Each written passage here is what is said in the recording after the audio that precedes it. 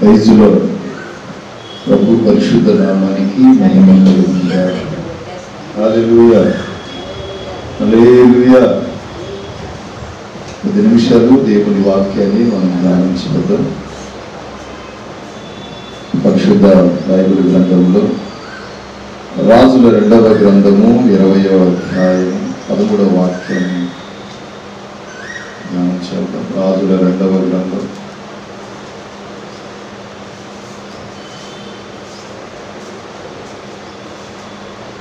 20వ అధ్యాయం 13వ వాక్యం.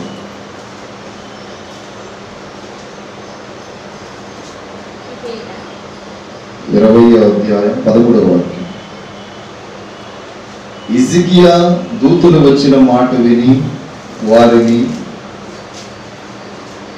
లోపలికి రప్పించి తన నగరనందేమి రాజ్యమందేమి కలిగిన సమస్త వస్తువులలో దేనిని మరుగు చేయక తన పదార్థములు గల కొట్టును వెండి బంగారములను గంధవర్గములను పరిమళ తైలమును ఆయుధశాలను తన పదార్థములోనున్న సమస్తమును వారికి చూపించాడు.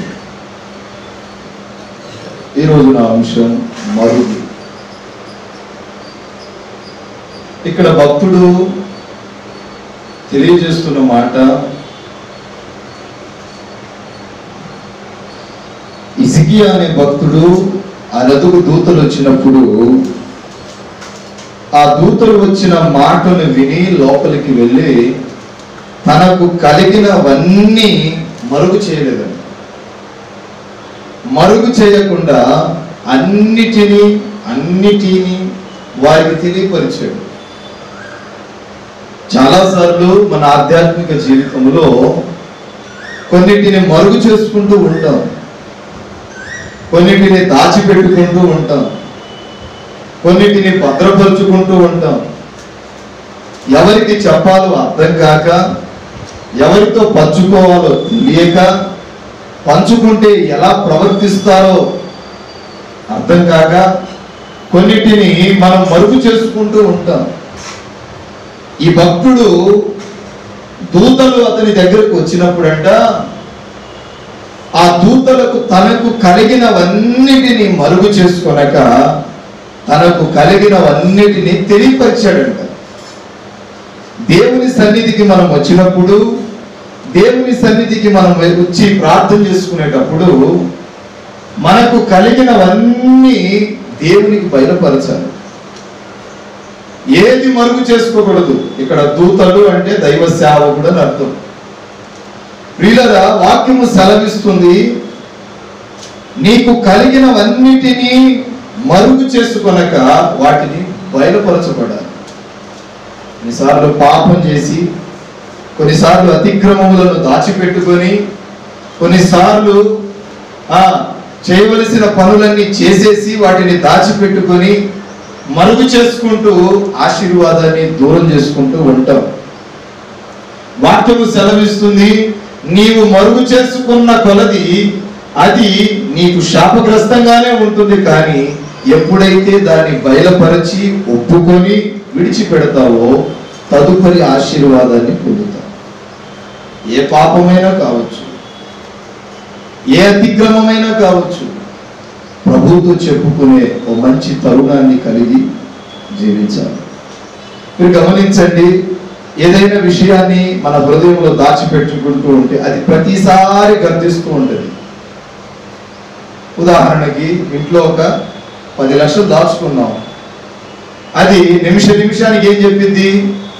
దొంగలు వస్తారేమో, ఎవడైనా పోతాడేమో, ఎవరైనా తీసుకెళ్తారేమో, ఇదే భయం.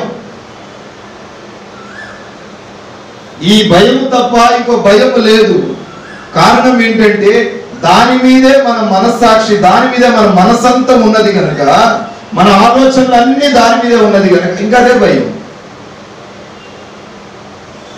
ప్రియుల వాక్యము సెలవిస్తుంది, నీవు దేనిని మరుగు చేసుకొనక సమస్తమును ప్రభు ఎదుట ఒప్పుకొని పశ్చాత్తాపడినప్పుడు పరిశుద్ధ శరీరమును రక్తమును తినుటకు త్రాగుటకు అవకాశము కలిగి అధికారము కలిగిన వాడవు. నువ్వు ఏ విధము చేతనైనను ప్రభు పిలిచిన తరువాత పిలవక మునుపు ఒక ఎత్తు, పిలవనప్పుడు దేవుని సన్నిధిలో మార్చబడక మునుపు నువ్వు ఎట్లా ప్రవర్తించినా సరిపోయింది. లోకంలో ఉన్నప్పుడు ఎట్లా ఉన్నా సరిపోయింది. అందుకే ఎఫెసీ పత్రికలో అంటాడు కదా, మీరు క్రీస్తుతో కూడా సిలువ వేయబడ్డావు. సిలువ వేయబడిన తరువాత సమస్తమును విడిచిపెట్టారు. సిలువలో శ్రమ లేదా? సిలువలో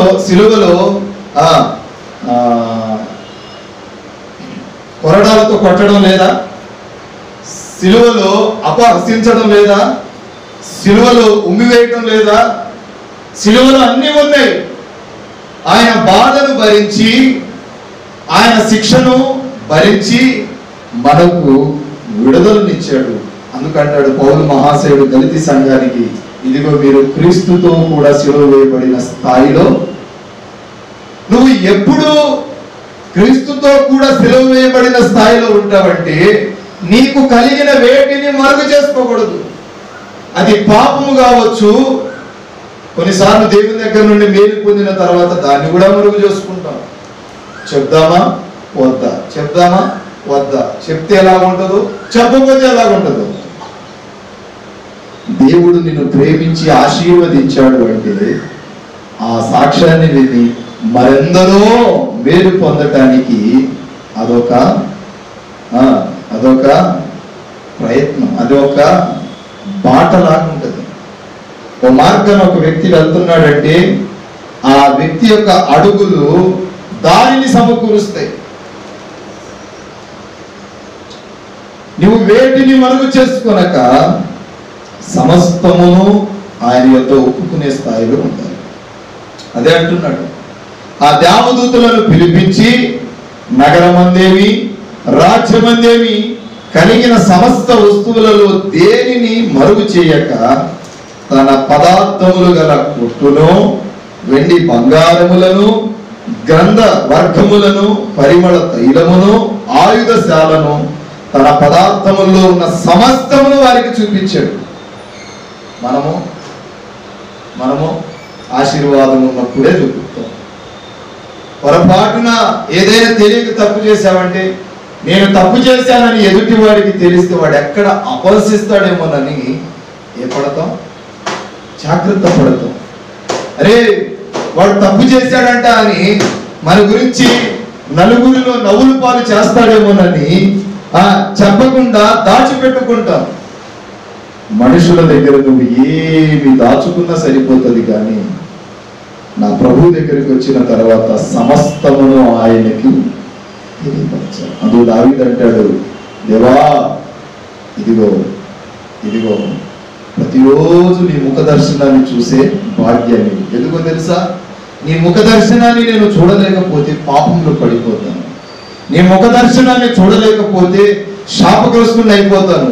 ముఖ దర్శనాన్ని చూడలేకపోతే నా మార్గం అంతా లోకానుసారంగా నడిచిపోతుంది. కనుక నేను పాపములో పడక, నేను అతిక్రమమును దాచిపెట్టుకోకుండా ఇదిగో ప్రతిదినము నీ ముఖ దర్శనాన్ని చూస్తే నేను నిన్ను పోలి జీవించుటకు ఓ తీర్మానం చేసుకున్న వాడని అవుతానని అంటాడు. దేవా ఇదిగో ప్రతిరోజు నీ ముఖ దర్శనం చాలు, నాకు వేరేదేమొద్దు. ఇక్కడ హిజ్కియా అంటాడు, దేనిని మరుగు చేసుకొనక సమస్తమంట వారికి చూపించాడు. దేనిని మరుగు చేసుకోవాలా? మేలు జరిగినప్పుడే కాదు, కీడు కలిగినప్పుడు కూడా సమస్తము బయలుపరిచాడు. కొన్నిసార్లు కీడు కలిగినప్పుడు ప్రార్థన సహాయం కోరుతాం, మరి మేలు చేసినప్పుడు, దేవుడు మేలు చేసిన తర్వాత ప్రార్థన సహాయం. కీడు కలిగినప్పుడు ప్రార్థన చేస్తావు, మరి మేలు చేసినప్పుడు ప్రార్థన చేయవు. కీడు కలిగినప్పుడు దేవుని మందిరానికి యథాప్రకారంగా వస్తావు, మరి కీడు కలిగినప్పుడు, మేలు జరిగినప్పుడు రావిక. కారణం ఏంటో తెలుసా? వీళ్ళు సాంప్రదాయ ప్రకారంగా మందిరానికి వచ్చారు. వాక్యము సెలవిస్తుంది, నీకు కలిగినవన్నిటినీ ప్రభువుకు నువ్వు తెలియజేసుకో. నీలో ఏ బాధ ఉందో, ఏ వేదన ఉందో, ఏ దుఃఖం ఉందో, ఏ అవమాన నిందలు ఉన్నాయో మనుషులకు చెప్పుకుంటే అవి తీరవేమో, తీరవని మరుగు చేసుకొని దాచిపెట్టుకున్నావేమో, అది దాచిపెట్టుకొని పెట్టుకొని పెట్టుకొని పెట్టుకొని గోరంతా ఆ యొక్క ఆలోచనను కొండంత ఆలోచన చేసుకొని చివరికి శాపగ్రస్తమైన స్థాయికి వెళ్ళిపోయింది. పాపము దాచుకొని దాచుకొని దాచుకొని చివరికి ఏం కలిగిందంటే అది మరణాన్ని కోరుకుంటుంది. పశ్చాత్తాపము లేకపోతే ప్రభు బలను స్వీకరించుటకు యోగ్యత లేదు. దేవుడు ఎందుకు పశ్చాత్తాపకు అట్టి సిద్ధపాటు పెట్టాడంటే, ఓ సమర్పణ ఉంటేనే దేవుని శరీరాన్ని తినాలి. సమర్పణ లేకుండా నీవు తింటే, ఒకవేళ అట్లా కానీ దేవుడు సిద్ధపరిచి ఉంటే లోకంలో ఉన్న వాళ్ళందరూ, పాపం చేసేవాడు పాపం చేయని వాడు అందరూ వచ్చి ఆ రొట్టెలు లాక్కొని తినవచ్చు. కానీ ప్రభువు ఓ సిద్ధపాటు పెట్టాడు, ఓ నిర్ణీతమైన సమయాన్ని పెట్టాడు, ఓ బలిష్టమైన అర్పణ కలిగిన జీవిత పశ్చాత్తాపపు గుణాన్ని పెట్టాడు.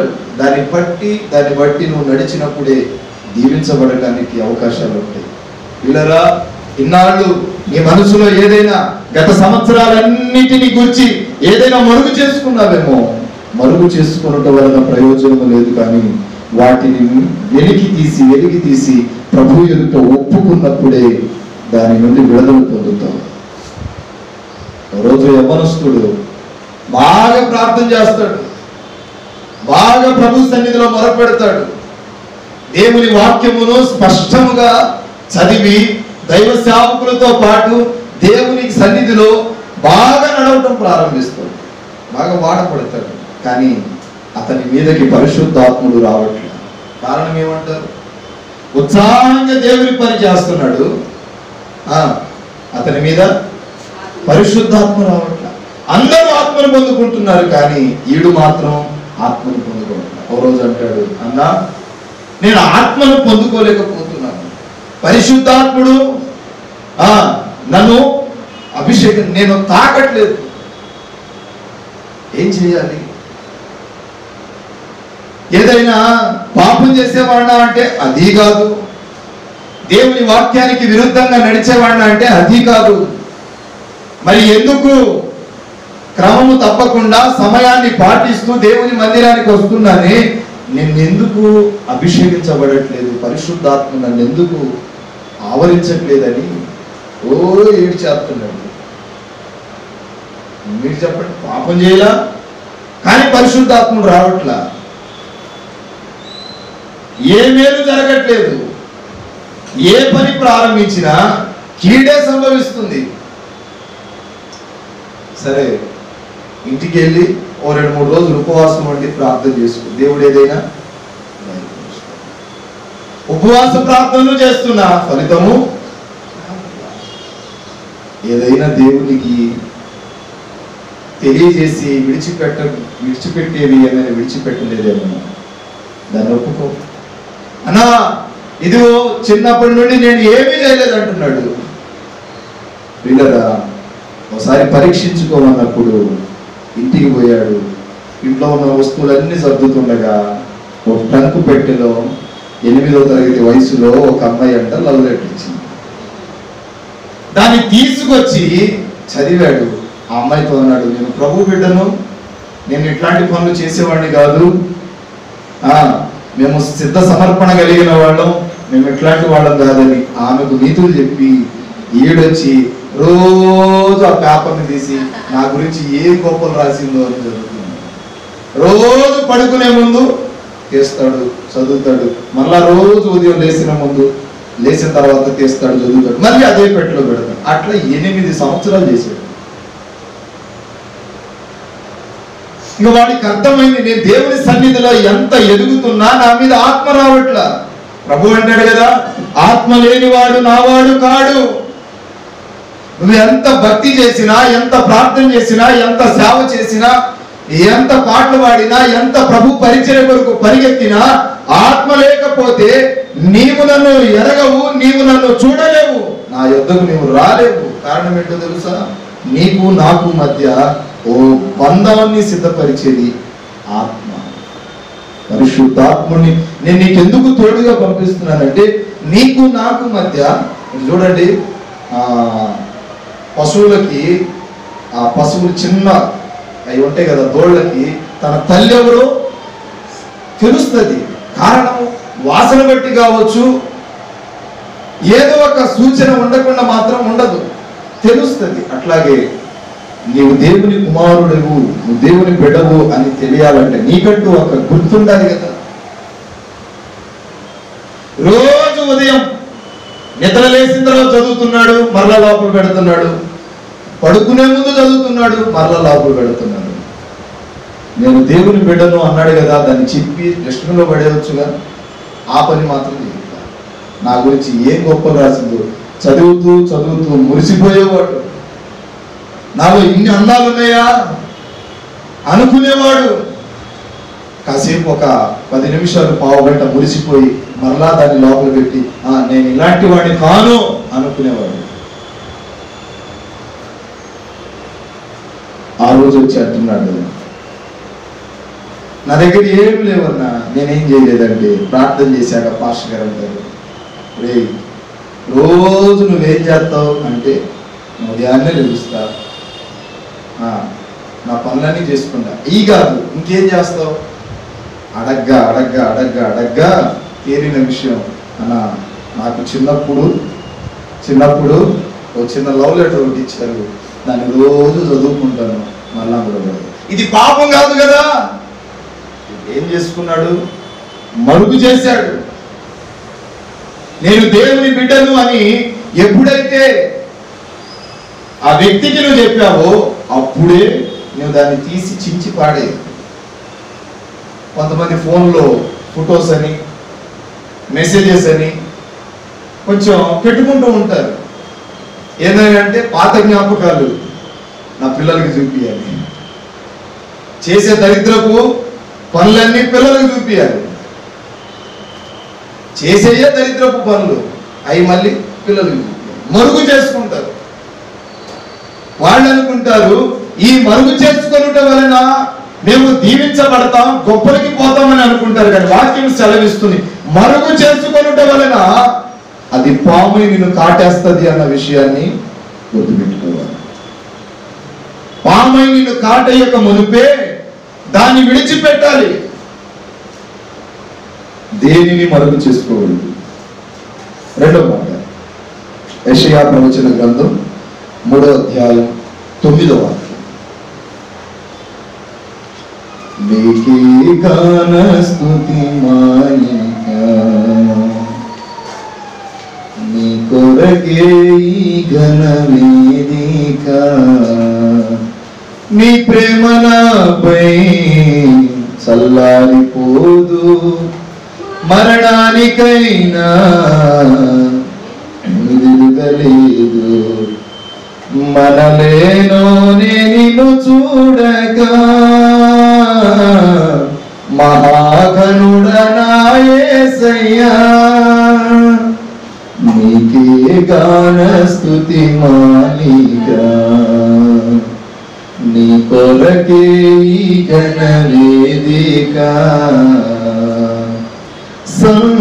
సంతోషగానాల స్తోత్ర సంపద నీకే చెల్లిందును ఎల్లవేళల, అనురాగశీలుడా అనుగ్రహపూర్ణుడా, నీ గుణశీలత వర్ణింపతరమా, అనురాగశీలుడా అనుగ్రహపూర్ణుడా, నీ గుణశీలత వర్ణింపతరమా, నా ప్రేమ ప్రపంచము నీవేనయ్యా, నీవు లేని లోకాన నేనుండలేనయ్యా, నా ప్రాణం నా ధ్యానం నీవేనయ్యా, నా ప్రాణం నా ధ్యానం నీవేనయ్యా, నీకే గాన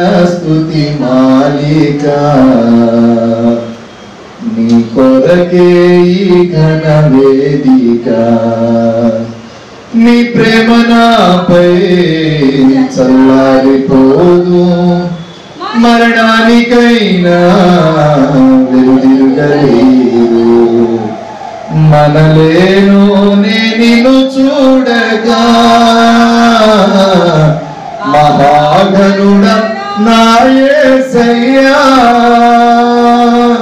హల్లెలూయా. యెషయా ప్రవచన గ్రంథం 3వ అధ్యాయం 9వ. వారి ముఖ లక్షణమే వారి మీద సాక్ష్యం ఇచ్చును, తమ పాపమును మరుగు చేయక సొదొమ వారి వలె దానిని బయలుపరచుదురు. తమకు తామే వారు కీడు చేసుకొని ఉన్నారు, వారికి శ్రమ. పాపమును మరుగు చేయక వాళ్ళు ఏం చేశారంట? బయలుపరుచుకున్నారు. రెండవది, తమ పాపమును మరుగు చేసుకునేది. కొన్నిసార్లు చెప్పుకునే పాపాలు ఉంటాయి, కొన్నిసార్లు ఎవరికి చెప్పుకోకుండా దాచుకునే పాపాలు ఉంటాయి. ఎవరూ చూడలేదంటాం, ఎవరు నన్ను గుర్తించట్లేదు అనుకుంటాం, ఎవరు నన్ను చూడట్లేదు అనుకుంటాం, కానీ పయోడు చూస్తున్నాడు, దేవుడు చూస్తున్నాడు అన్న విషయాన్ని మర్చిపోయి భ్రమలో ఉంటాం.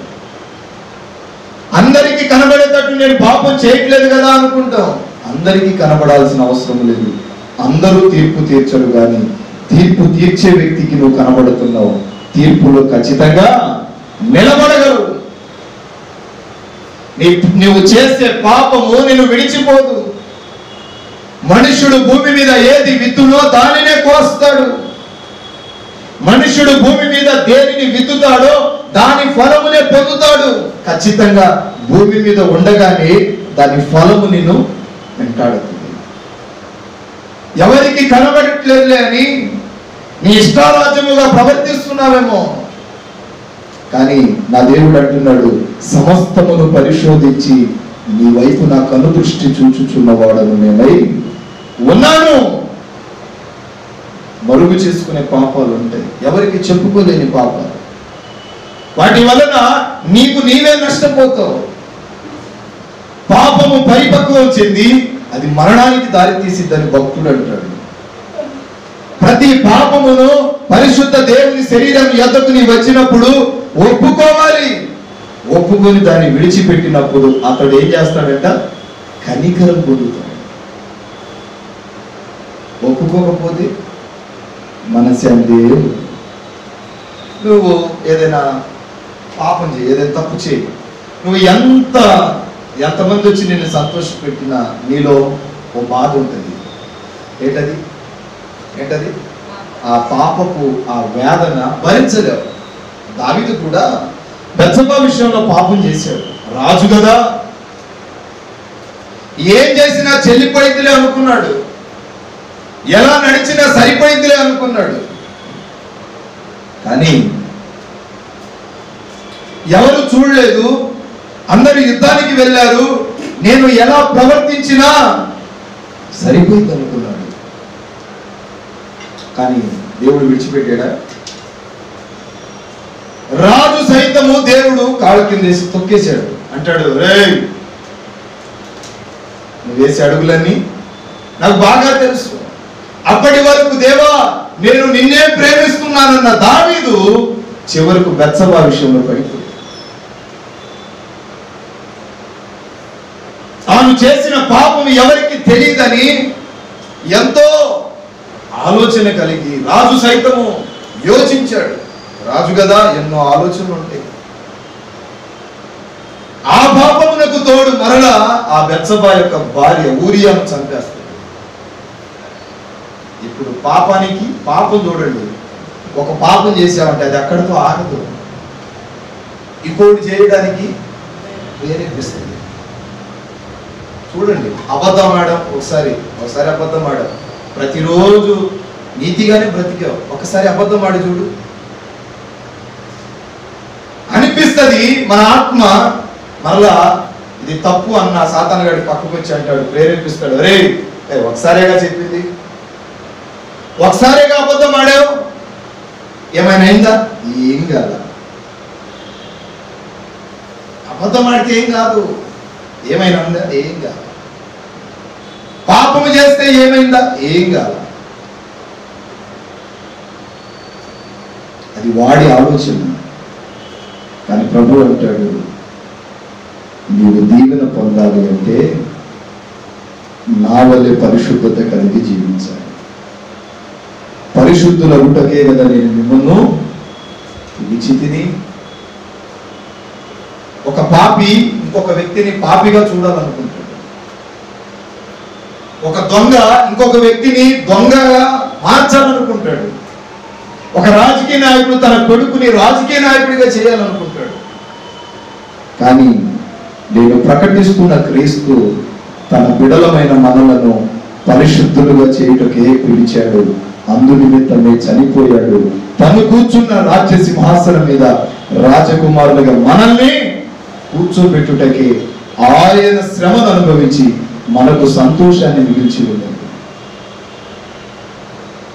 ఒకటి, దేనిని మరుగు చేసుకోకూడదు.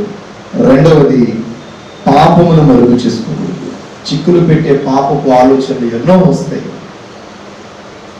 వస్తాయి. సమయాలు అంటాడు, మీ నిమిత్తం నేను ప్రార్థన చేయకపోతే ప్రభు ఎదుట ఏం చేశా?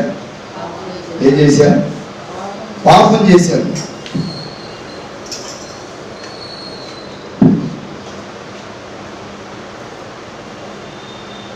మీ నిమిత్తం నేను ప్రార్థన చేయకపోతే పాపం చేశా. మీ నిమిత్తం నేను దేవుని సన్నిధిలో కనిపెట్టకపోతే పాపం చేశా. అట్టి భారం ఉందా? అట్టి సమర్పణ ఉందా? వాక్యం సెలవిస్తుంది. ఏదో దొంగతనం చేస్తే పాపం కాదు, నరహత్య చేస్తే పాపం కాదు, వ్యభిచారము, జారత్వము ఇయే కాదు పాపపు ఆలోచనలు. ఎవరైనా నీ వద్దకు వచ్చి నా కొరకు ప్రార్థన చేయి అని అడిగినప్పుడు నువ్వు చేయకుండా మానేవంటే వాని విషయంలో నువ్వేం చేశావు? మహాఘోరమైన పాపాన్ని చేశావు. నీ దగ్గరకు వచ్చి నాకు ఈ సహాయం చేయి ఉంచి నీ దగ్గర సహాయం చేసే ఆ యొక్క సమర్పణ ఉంది, సహాయం చేసే ఆ కెపాసిటీ ఉంది, అయినా నువ్వు చేయలేదంటే వారి విషయంలో నువ్వేం చేసావంటే పాపం చేశావు. త్వరగా నా మాటలు ముగిస్తున్నాను. మూడవది, యెషయా ప్రవచన గ్రంథం 32వ అధ్యాయం 2వ వాక్యం. 32:2. మనుష్యుడు గాలికి మరుగైన చోటు వలెను, గాలి వానకు చాటైన చోటు వలెను ఉండును. ఎండిన చోట నీళ్లు కాలువల వలెను, అలసట పుట్టించు దేశమున గొప్ప బండ నీడవలెను ఉండును. మనుష్యుడు గాలికి ఎట్లా ఉన్నాడు? మరుగైన చోటు వలె ఉన్నాడు. మనుష్యుడు గాలికి మరుగైపోయే విధముగా ఉన్నాడు. గాలి బాగా కొట్టిందనుకో సుడిగుండంలాగా కనబడతామా?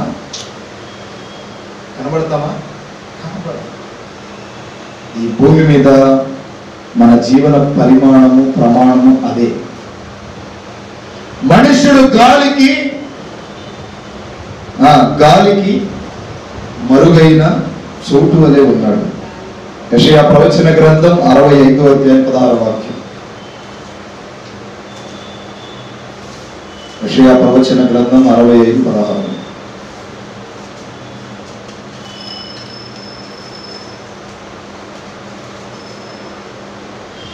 దేశములో తనకు ఆశీర్వాదమును కలుగవలెనని కోరువాడు నమ్మదగిన దేవుడు తను ఆశీర్వదించవలెనని కోరుకును. దేశములో ప్రమాణము చేయువాడు నమ్మదగిన దేవుని తోడని ప్రమాణము చేయును. పూర్వము కలిగిన బాధలు నా దృష్టికి మరువబడును, అవి నా దృష్టికి మరుగవు. ఇప్పుడు ఏది మరుగవ్వాలి? పూర్వం నేను ఇలా బాధపడ్డానండి, పూర్వం నేను ఇట్లా చేశానండి, పూర్వం నేను అట్లా ఉన్నానండి, ఇది మరుగవ్వాలి. ఇప్పుడు సంసోన్ని తీసుకుందాం. పచ్చి గాడిద ఆ ఎముకతో, ఆ దవడతో ఓ 1000 మందిని చంపాడు అనుకుందాం. తర్వాత ప్రభు అంటాడు ఆ దవడ తీసి పారే అంటాడు. ఎందుకన్నాడు? ఆ దవడగా తన దగ్గర ఉంటే, తన మార్గంలో వెళుతూ ఉంటే ఓ 10 మంది వచ్చారనుకో, రే ఈ దవడతో నేను 1000 మందిని చంపాను, దీంతో 1000 మందిని చంపాను. ఇప్పుడు నేను దేవుని శక్తి వలన 1000 మందిని చంపాను అన్నట్ల, నేను ఈ దవడతో 1000 మందిని చంపాను అంటాడేమోనని ఈ దవడ ఇప్పుడు దాంతో పని అయిపోయింది కదా, తీసి పడే. దాంతో సమయం ఇప్పుడు అవసరం లేదు, అది తీసి పడే. ఎందుకు? జరిగిన దాన్ని పదే పదే నీవు మాట్లాడుతావు. ఎందుకంటే నీవు మనిషివి. నేను ఈ పచ్చి దవడ ఎముకతో 1000 మందిని చంపానని నీవు ఆ ఘనతను ఆ దవడ ఎముకకి ఇస్తావు, ఆ గాడిదకు ఇస్తావు. ఇప్పుడు చంపింది ఎవరు? పచ్చి ఎముక. ఆ దవడతో చత్తారా 1000 మంది? మోషేతో కూడా అంటాడు, నీ చేతిలో ఉన్న కర్ర ఉంది కదా, ఆ కర్రను సముద్రం మీద కొట్టు, అది 2 పాయలు అవుతుంది. మోషే వివేచన గలవాడు. ప్రభువా ఎట్లాగవుతుంది? నీకెందుకు, నువ్వు కొట్టు. సముద్రములో దారిని సరళము చేసిన వాడు నేను ప్రకటిస్తున్నప్పుడు. సంసోనికి కొంచెం ఉడుకు రక్తం ఎక్కువ, ఏది ఆగి ఆలోచించడు. అందుకే ప్రభు అంటాడు, ఆ దవడ ఎముకను తీసి పడే. నాకు రావాల్సిన మహిమను, నాకు రావాల్సిన ఘనతను నువ్వు ఇప్పుడు గాడిద ఎముక ఇవ్వు మాకు. ఆ భక్తిలో నువ్వు నాకు మహిమను తెచ్చేవాడివి కాదు, నీ వలన నాకు ఘనత కలగదు. అందుకంటాడు పూర్వపు బాధలన్నింటినీ ఒకసారి చదవండి. 65వ అధ్యాయం యెషయా ప్రవచన గ్రంథం 16వ వాక్యం. పూర్వము కలిగిన బాధలు నా దృష్టికి, పూర్వం ఏ బాధలు చేసినా అవి నా దృష్టిలో నేను మర్చిపోయాను. ఇంక అవి పూర్వము నువ్వు ఎట్లా నడిచినా నేను మర్చిపోయా. పూర్వం ప్రభువా నేను తప్పిదములు చేశాను అని నా దగ్గరకు వచ్చి నువ్వు ఒప్పుకున్నావు చూడు, అప్పుడే నాకు మర్చిపోతున్నా. దావీదు అంటాడు, ప్రభువా నేను చేసిన పాపమును నీవు జ్ఞాపకంలోకి తెచ్చుకో, మాకు గుర్తు పెట్టుకో. మాకు గుర్తు పెట్టుకుంటే నాకు ఏం కలుగుతుంది? నేను చేసిన పాపమును నీవు జ్ఞాపకములో తెచ్చుకోవద్దు. పూర్వపు బాధలు నా దృష్టికి మరుగై ఉన్నాయి. ఇంకొక 3 మాటలు చెప్తాను చూడండి, రిఫరెన్సే చెప్తాను, చదువుకోండి. దానియేలు గ్రంథం 12వ అధ్యాయం 9వ వాక్యం. అక్కడ 7 ముద్రల గురించి ఉంటుంది. దానియేలు ప్రవచన గ్రంథం 12:9. అంత్యకాలము వరకు మరుగైన విషయాలను నేను